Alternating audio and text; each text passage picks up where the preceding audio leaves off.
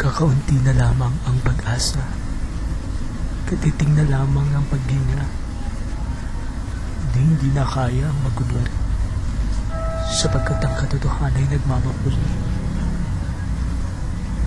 Ilang siglo na ang pagdaraho, walang bakas na pag-ahon, di maapuhat ang gintong panahon, sa latian at kawalang pag-asa ay tuluyang nabaon. Ang halaga ng tinapay ay isang dakot ng gintong hindi dalisay. Ang bawat butil ng bigas ay isang laksang pawis ang katumbas. Liwanag ng buhay na sa kablay dumadaloy, nagliliyab na suliranin sa pusong mayroong tagoy. Ang tubig na sa mga labing tuyo ay siyang tugon, ay siya ring lasong dumaragdag upang di na tayo makaahon. Pawis na manggagaway ubos na sa pagpapagal, buong lakas nila'y inubos na ng mga hangal, nilamon na ng mga buwitri at buwaya. Ang kasaganahang sila dapat ang nagtatamasa. Matunog ang lansing ng mga barya sa kanilang bulsa. Bawat tunog ay may ingay na masakit sa tenga. Mga paa nila'y walang tigil sa pangangamuhan. Mga paang kalyado at walang patutunguhan. Isang laksang buwis ang sibat na siyang pumapatay. May lasang palaso na unti-unting nagpapahina sa katawang gulapay. Ang bawat buhay at bagay na nilulunok ay may bariyang laman.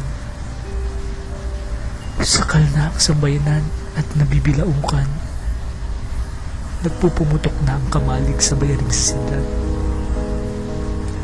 Subalit ang sa kanila'y nakikinabang ay sadyang iilan. Pantay rodo na ibinabahagi sa madla. Ngunit ang nanginginain, sila din pala. Nanaknak na ang mga nanak, pinagpipiestahan na ng mga uod at bangaw, na kahit sa tindi ng init ay nananatiling buhay. Parang bulang naglalaho ang ubong isinasaboy. Ang alinmang huwad na kagaling ay sadyang itinataboy. Ilang ulit-ulit na pinang mga talukap ng sugat. Walang maapuhap kundi ang sariwang mga ugat at sariwang dugo, sing-alat ng dagat. Umaalingaw-ngaw ang lihim na iyakan. Nagsusunigaw ang katotohanan. Pinaliliguan ng dugo ang lansangan. Pinatatahimik ang mga bayan. Ang mga hungin ay ingay sa buhaya. Kaya't matatalim na pangil ang sisilo sa kanila. Upang kailanman ay di na makakanta at sadyang di na marinig ng manla. Mahirap na ang paghinga. Meron pa kayang pag-asa. Katotohanan kay mamamayani pa.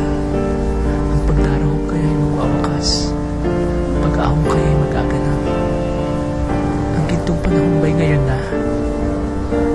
Makakaahong pa kaya sa latian? Makapagsalita nawa ang mga pipi ng lipunan. Ang katawa'y sadyang gulapay na sa init. Ang balat ko'y waring nagugula-gulanit na. Nabibingi na sa panaghoy ng milyong tao na wari mga palaboy. Ayaw nila ang pook na pupuntahan. Subalit ang mga leon at buwaya, doon sila itinatahan. Hindi na ito basta sinat. Sana ang buhay natin sa impyerno ay makapuslit.